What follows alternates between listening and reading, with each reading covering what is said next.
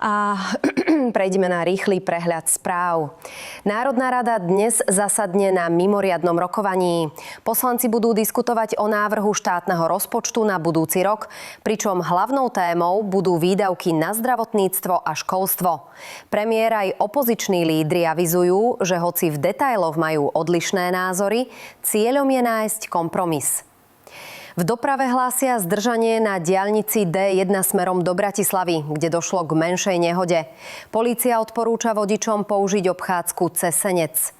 Počasie bude prevažne slnečné, na východe sa popoludní môžu objaviť prehánky. Teploty sa vyšplhajú až na 27 stupňov. Ďalší rýchly prehľad správ vám prinesieme o pol hodiny.